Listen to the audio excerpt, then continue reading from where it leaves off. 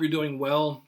From what all I hear on the news and around is that we're kind of on the downside of this thing, this coronavirus thing, and hopefully within the next week or so, they'll begin to loosen things up and we'll all begin to get outside a little more often. And then hopefully in the next month or so, we'll be kind of maybe somewhat back to normal. So hang in there. All right. Today I want to discuss one issue of the many we've been discussing that led to the Civil War. The issue is known as the Dred Scott case. The Dred Scott case is probably the most consequential of all the issues that led to the Civil War because it proved that the country was so divided that there was absolutely no hope for compromise. So that's what we want to look at. I find the case to be most fascinating because the way the Supreme Court made its decision in the Dred Scott case in the 1850s is the same way the Supreme Court makes its decisions today. And so to understand the Dred Scott case really shows us not only how the Supreme Court works for us today, but also shows how sometimes the Supreme Court can make what in my opinion is very bad decisions that impact generations to come. So we want to study that a little bit. Now, first we need to understand a little bit about the Supreme Court. Remember, it's the third branch of government. Remember, the first branch was the legislative branch, which makes laws. The second branch is the executive branch, or the president, that enforces the laws. The Supreme Court is the third branch. And the third branch of government doesn't make laws or enforce laws. It simply determines, is a law or is a court case constitutional? In other words, has the law or has someone's rights been followed according to the rules and the rights of the Constitution? Once the Supreme Court has looked at that case or that law, and if they determine that the Constitution has been violated, then they can throw that law out, or they can determine that someone's rights have been violated and according to the Constitution, and they can throw out that case and send it back for retrial. And that's important to note. The Supreme Court does not determine right or wrong. The Supreme Court simply determines whether or not the Constitution has been followed. Now, a little bit about the makeup of the Supreme Court. The Supreme Court right now has 9 justices. You can see them here. They are 9, but the number is rather random. There could be more or less, as throughout history in America, there have been more or less than 9. But 9 is how many there are now. And those 9 justices have not been voted on. They are simply appointed by the president or the presidents over time, and then approved by the Senate. And once they're on the Supreme Court, they're on there for life. It's a lifetime appointment. So very powerful 9 people. And what they do is they get a case that they believe maybe there's something not right. Maybe the Constitution has not been followed as it should be, or someone's rights have been violated. The Supreme Court then meets in their private chamber and they debate and they argue and they discuss. And at the end of their discussion, they take a vote and it's majority win. If the Supreme Court majority, it could be even as close as 5-4 if there's 9 of them, the majority wins and that becomes the decision for the whole Supreme Court. Now what happens is one person of the majority is decided upon by the majority to write the opinion. And so they go back and they say, the Supreme Court has decided this, whatever this is. And then they write a long explanation about why the Supreme Court or the majority on the Supreme Court made their decision. The losing side can also write an opinion in which they say, we don't agree with the majority on this, and here's why we don't agree. But the majority opinion is the one that rules. Okay? Now the question though is, and what really applies today, is the issue of how those 9 justices make their decision. And there's a lot that goes into that. I don't want to dismiss all of it, but there's one really important way that impacted the Dred Scott case and impacts us today about how the Supreme Court makes decisions. And one of those major processes, or one of those major ways the Supreme Court works, is called stare decisis. Stare decisis is a Latin phrase that means let the decision stand.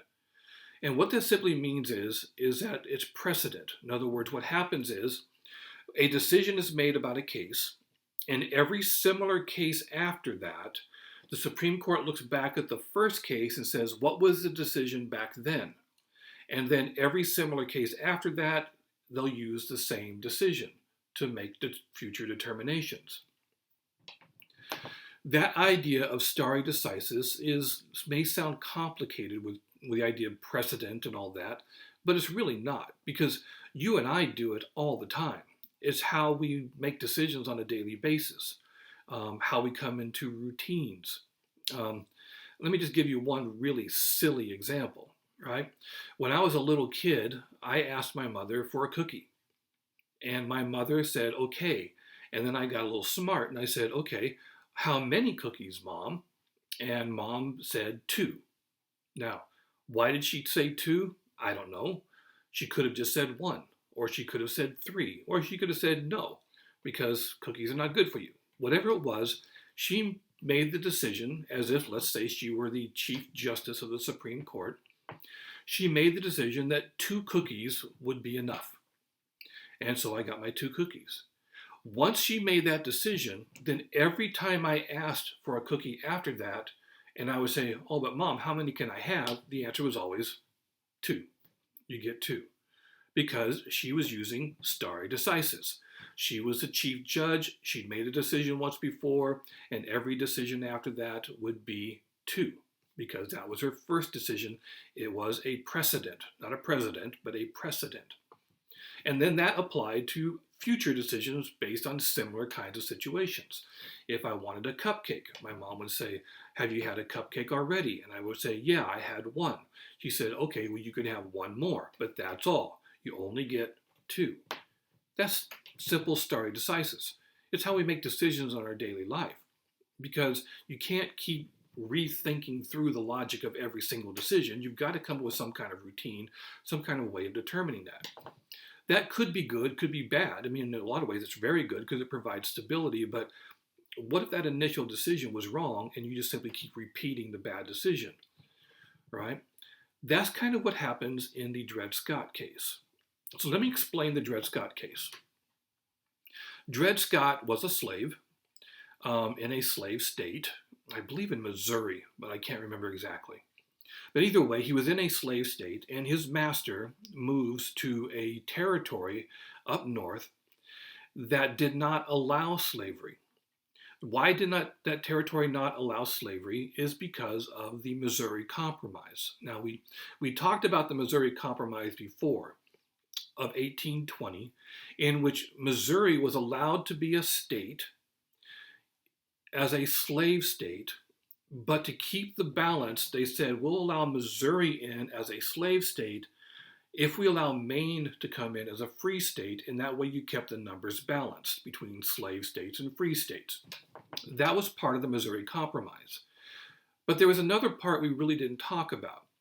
The Missouri Compromise also said that the Congress drew a line, I believe it was at the 36th or the 39th parallel, I can't remember exactly. But they drew a line and they said, okay, as a compromise, all the territory below this line, which would include like Texas and Arizona, New Mexico, all the territory below that line would be allowed to become slave territory, territory where slavery would be allowed. And all the territory above that line, the country said, those territories would not allow slavery. Those would be free territories. And that was part of the compromise. It kept both the North and the South happy. So Dred Scott's master moves to a free territory, a territory that did not allow slavery. Nothing really happens. Dred Scott is still his master's slave. But then the master moves back to the slave territory again, back down to a slave state. When they get down there, Dred Scott gets pretty smart. He is pretty smart, but he does something really smart. He hires a lawyer. Because it occurred to him that if I was living in a free state where slavery is against the law, or a territory, a free territory, then shouldn't I be free? and there's no way you can make me free and then bring me back to a slave area in which I have to go back into being a slave again. So he gets a lawyer, somebody who's sympathetic to the cause of abolition and freeing slavery, ending slavery and freeing all the slaves. Dred Scott gets his lawyer. They take his case to court, and it works its way all the way up through the appellate courts. Won't have time to explain that here, but the bottom line is it makes it all the way to the Supreme Court. And the Supreme Court realizes they need to look at this case because there's some real problems here. Is Dred Scott a slave, or is he free because he had lived in a free territory? Now, the head of the Supreme Court is called the Chief Justice, and the other members on the Supreme Court are called justices. Not judges, they're called justices when on the Supreme Court. And the Chief Justice on the Supreme Court is a guy named Taney. Now, Taney was a from a very wealthy, successful slave-holding family. I believe in Maryland is where he's from. And so he was very pro-slavery. So when the Dred Scott case goes to the Supreme Court looks at the case and they do what they do. They get in their private chamber and they debate and they argue. And when they come out of the case, Taney is the one who is decided upon who's going to write the decision because he's the one leading the Supreme Court. And this is a very important decision, so the Chief Justice Taney decides to write the decision. Now, there are a couple of people on the court, two, I believe, who don't agree with the majority, but the majority rules. So Taney writes his decision. And what he decides rattles and totally disturbs the country. On one side, the north side, it also makes the south side very happy. Now, here's what Taney decides. Two things. Number one, he uses the process of stare decisis. And he looks back at all the previous times that the issue of slavery came up in America. And what were the decisions about that? And he goes back all the way to the Constitution. And then he also looks back, stare decisis, at all the previous situations where individual states had to make decisions about slavery. And what he found, and this is where I read Taney's decision, although I find it immoral and reprehensible, I also understand his logic. He looks back at the way the Constitution was written at the time in 1787, and he looks at many of the states and looks at what they decided, and he finds that Dred Scott cannot sue. In fact, he has no right whatsoever to even go to court to begin with. And you think, how in the world could that be true? Because Dred Scott was born in this country.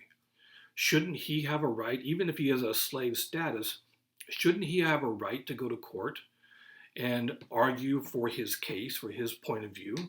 You and I do, all of us do. But Taney looked at Dred Scott and said, you don't even have a right to go to court. And how could he say that? And the answer is, based on stare decisis, based on looking back at previous cases and how the Constitution was written, he decided, and the Supreme Court voted, the majority voted, that Dred Scott cannot sue because Dred Scott is not even a citizen of the United States. Some of us would look at that and go, that's just absurd. He was born in this country. He was generations in this country. He has a wife and kids, and he just, like, how in the world could he not be considered a citizen? Even if he's a slave citizen, he's still a citizen. But Dred Scott is not, according to Justice Taney in the Supreme Court. He's not a citizen. Why?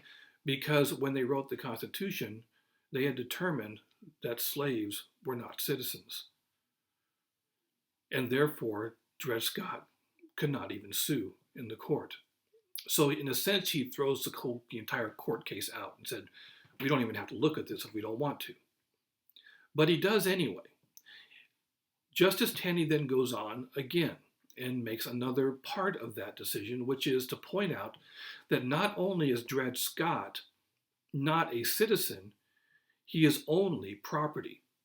And property cannot sue, any more than your Cocker Spaniel could take you to court and sue you, or your rocking chair, or your refrigerator or your bedroom set. It's all your property. And none of those pieces of property can sue in the court because they're just property. And as Justice Taney points out, according to the laws and the rules of the time and how those laws have been decided on for many, many years, Dred Scott was just simply chattel, that movable property, and property can't sue. To you and me, that is the most heartbreaking and immoral and distorted human point of view you could probably come up with, but it was not unprecedented. In other words, that kind of thinking had been around for a long time. And that's one of the problems with stare decisis, is when a bad decision has been made and then you make future decisions based on that original bad decision. Now, in my opinion, that's what Justice Taney did. But it was the way the Supreme Court works. So they decided that Justice Taney had decided that Dred Scott was just simply property. And that was the end of it. Or you'd think so. Justice Taney then went on and did something that really, really rattled the cages of the United States. That first part about Dred Scott only being property and being chattel and couldn't sue, nobody really would have been that surprised because that had been the way it had been for a long time. The next part is what really caused the Civil War. Justice Taney decided, based on the Constitution, that the Missouri Compromise of 1820 was unconstitutional. And here's why. The Fifth Amendment to the Constitution, right, part of the Bill of Rights that protects our rights. The Fifth Amendment says that the government cannot take away your private property without due process. Now, what due process is when someone has been accused of a crime, they go through the court system, and at the end of that court trial, a jury or a judge has decided that the person is guilty. And if the person is guilty, then and only then can the government take away their property. Up until that point, your property is yours, and the government has no right to take that from you for any reason. So if you own something, that something is yours, and if it's something that's movable, that's called chattel property. That property is yours. The government cannot take it away from you unless you've been through due process. And due process says that you've gone through a court case, you've been found guilty, and if you've been found guilty, then the government can take away your property. Justice Taney says in his decision that the Dred Scott case proves how the Missouri Compromise was unconstitutional. Because, give a scenario. Let's say somebody, a slave owner from Texas or Arkansas, I don't know, you pick a southern state. Let's say they decide to move their property to a northern territory that does not allow slavery. When they were living in a slave holding state, that slave was their personal property. Again, it's almost hard to talk about because it's just so reprehensible. But that slave was that person's property. When they moved up north to a free state or a free territory, does that new territory have the right to take that property away from that person and set that slave free? And Justice Taney says no, because according to the Fifth Amendment, you cannot take someone's property unless they've been found guilty of a crime. And the slave owner has not been found guilty of a crime, has not been taken to court, has not been accused of anything. They just simply took their property from one place to another, and the federal government cannot take that person's property away. That is what caused the Civil War. Because the North, they looked at this case and they were outraged. They felt that Taney had just simply opened the floodgate to allowing slavery to spread all over the country. Because now, if people from the South decide to move their entire household property, including all their slaves, into an area that was not allowing slavery, there's nothing that the ruling people in that new territory could do to set that person free, right? Because you cannot take someone's property without due process.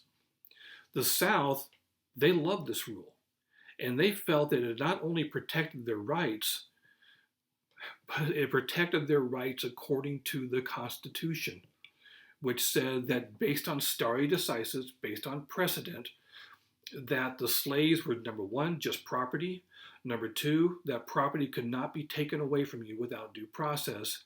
Therefore, number three, a slave owner could move anywhere in the country and be able to bring their slaves with them and keep those people enslaved.